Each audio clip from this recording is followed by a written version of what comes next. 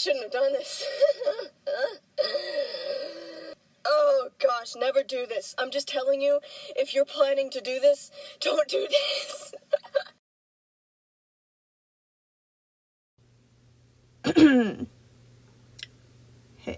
Hey guys, I did it again.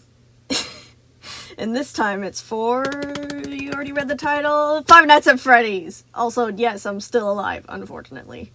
I'm sorry for having to literally rise from the dead like this. I know that this channel has been inactive for months now, but today is the day you see exactly why I was inactive. Every single second of time I spent away was used on me working on this next huge project, which is surprisingly even bigger than my first big project of rewriting Steven Universe Future.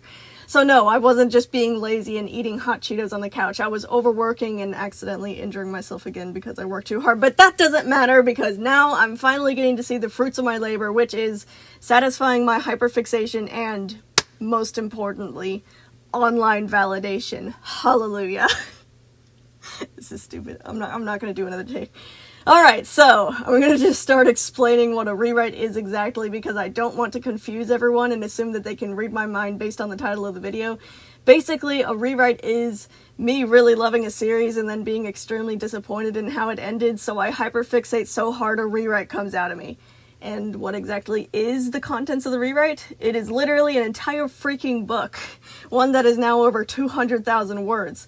And after writing that, I just voice act everything and turn it into an audiobook, which then I release as chapters on my channel here so everyone can listen to it and give me feedback and have fun.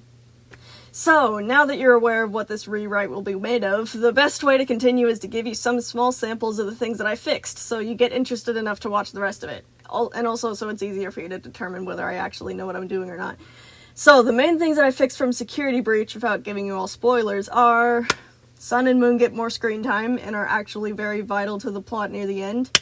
Every character has their own individual fleshed out personality and character arc, and the characters actually confront each other and have interactions, especially like leading to them developing as people.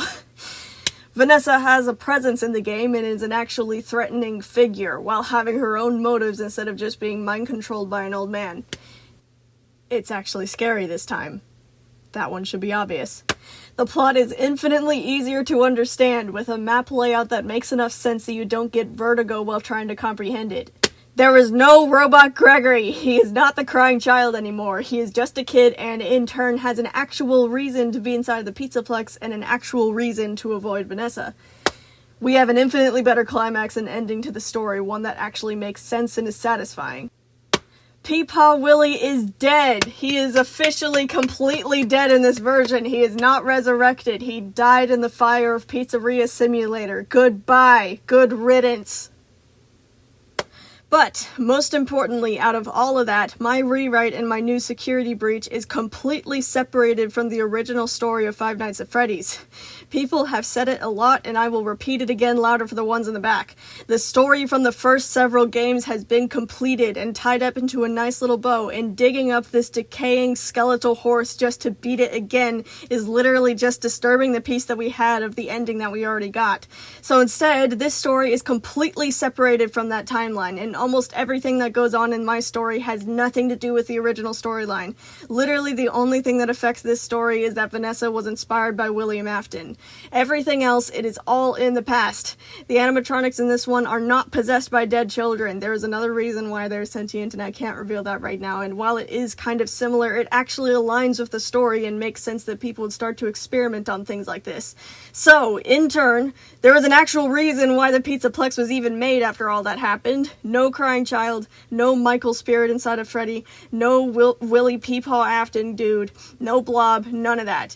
This is an entirely own different thing, and with its own separate lore and backstory explaining why the characters act the way that they are and how the robots are alive and sentient. Whew.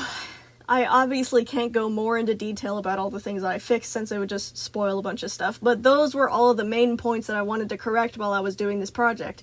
So far, I'm very proud of what I have, and I have a terrible self-esteem, so if I'm excited about it, that means at least it's going to be worth a glance. So, The release date. I'm going to release the prologue and the first episode next Friday, and after that, releasing one more chapter every Friday after that. But I do have to warn you, after I finish releasing the first and second act, there may be a brief hiatus. I've already written the entire thing as a book. This is not a situation where I start on a project and then get disinterested and leave it in the dust. This thing is already about 90% done, but voice acting everything and turning it into an audiobook takes a lot of extra time. Right now, I'm juggling college and my own mental health, so even though I already have the first and second act done, I might need to take a small break in the middle so I can get the last 2 acts done. I'm not sure how big the break might need to be, it just depends on if I have enough time, but I do want to reassure everyone that this break will not last forever once it comes. I already have Act 1 and 2 finished, and it might just take a little bit of extra time for me to finish Act 3 and 4. Okay! Sorry, I don't know why I keep slapping my leg. Okay, I think that brings us to the end. Thank you everyone who watched this video to the end. I cannot explain to you how grateful I am that people are still supporting me even after being dead for months. I promise you all of that waiting has been worth it, and you'll see why I'm so happy to show you what I have once it starts to come out. So, thank you everyone. I love you all. I couldn't have gotten this far without all of you. Also, guys, I can't believe this, but if you've been on my channel before, you already know about this. I injured myself by making the first rewrite, the time that I made Steven Universe Futures rewrite, and I did it again while making this rewrite. I can't believe this. This is ridiculous. The first one, I burned myself out so much that I get to live with migraines for the rest of my life. And for this one, I strained both of my hands so hard while working on this 8 hours a day, 7 days a week. I literally got this thing called hand dystonia or something. It looks like the word dystopia. I don't think I'm pronouncing it right, but I had to go to physical therapy to try and get rid of it. And I'm actually still recovering from it to this day. But whatever. It was worth it, because the second rewrite is going to be awesome. Or, I mean, I hope it's awesome. I don't know, you can decide, but look, listen. Listen, I promise I will not overwork myself like that anymore, because honestly, I feel like I'm gonna run out of body parts if I keep doing this.